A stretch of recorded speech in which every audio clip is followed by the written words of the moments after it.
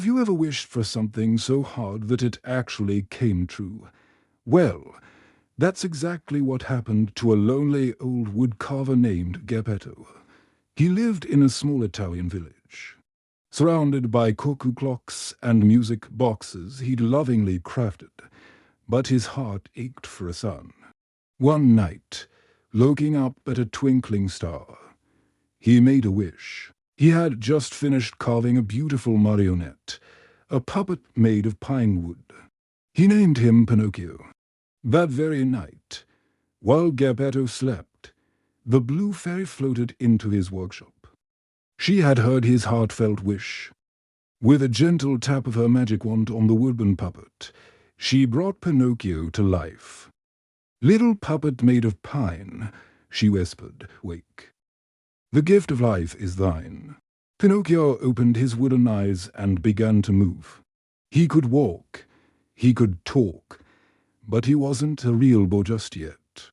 The blue fairy told him that to become real, he must prove himself brave, truthful, and unselfish. To help him on his journey, she appointed a wise little cricket, Himini Cricket, to be his conscience. Himini's job was to help Pinocchio tell right from wrong. The next morning, when Geppetto woke up, he couldn't believe his eyes. His little wooden boy was alive. Overjoyed, he danced round the room. He wanted Pinocchio to be like all the other boys, so he sold his only coat to buy him a school book and sent him off to get an education. But the world is full of temptations, and Pinocchio was easily distracted. On his way to school, he met a sly fox named Honest John and his bumbling cat companion, Gideon.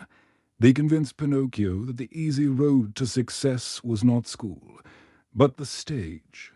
They told him about the great puppet master, Stromboli, and the life of an actor, filled with fame and fortune. Forgetting all about school and his promise to Geppetto, Pinocchio sold his school book and joined Stromboli's puppet show. That night, he was a star. The crowd cheered as he sang and danced without any strings. Stromboli was thrilled with his new stringless puppet and the money he was making. But after the show, when Pinocchio wanted to go home, Stromboli revealed his cruel nature. He locked Pinocchio in a birdcage, shouting that once he was too old to perform, he'd be used for firewood. Trapped and terrified, Pinocchio cried. His nose began to grow. He was lying to himself that he could escape. Just then, the blue fairy appeared. She asked Pinocchio why he wasn't at school. Ashamed, Pinocchio started to lie. He said he'd been kidnapped by monsters. With each lie, his nose grew longer and longer, until it sprouted leaves and a bird's nest.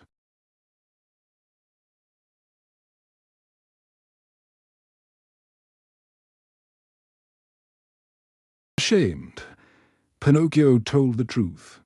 The fairy, seeing his remorse, forgave him and returned his nose to normal. She freed him from the cage, reminding him that this was his last chance. As Pinocchio and Himini Cricket hurried home, they once again ran into Honest John and Gideon. This time, they tempted Pinocchio with a trip to a place called Pleasure Island, a magical land where boys could do whatever they wanted.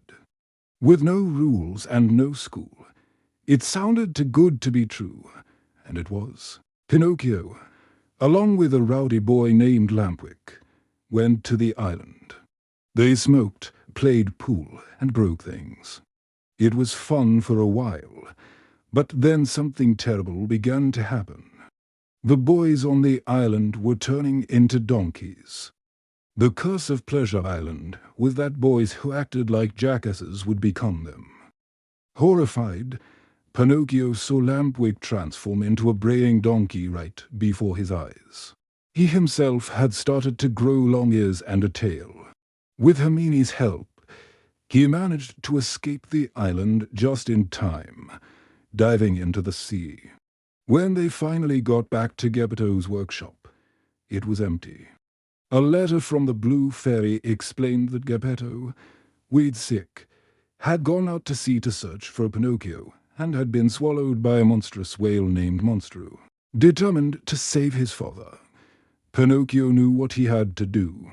He bravely tied a rock to his donkey tail and jumped into the deep ocean. He searched and searched until he, too, was swallowed by the giant whale. Inside the whale's dark, cavernous belly, he found a wonderful surprise, Geppetto. He was alive, living on a small wreck ship. They had a tearful, joyous reunion. But they couldn't stay there forever. Pinocchio came up with a clever plan. They would build a big fire inside Monstru. The smoke would make the whale sneeze.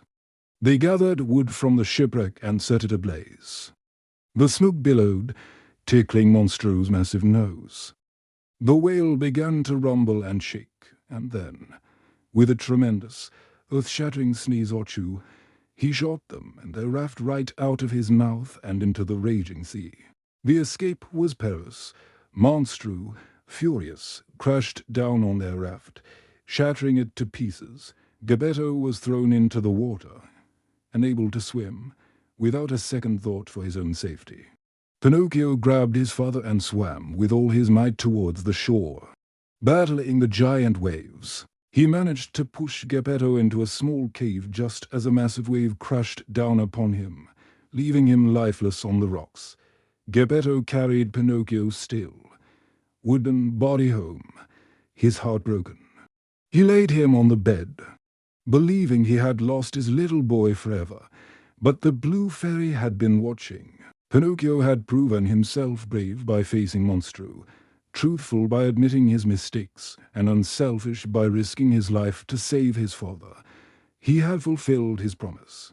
A magical light filled the room. The Blue Fairy's voice echoed. "Now you have proven yourself brave, truthful and unselfish. Rise, Pinocchio." Slowly, Pinocchio's wooden limbs turned to flesh. His painted-on clothes became real fabric, and his wooden face softened. He sat up, blinking his real eyes. He was a real boy. Geppetto couldn't believe it.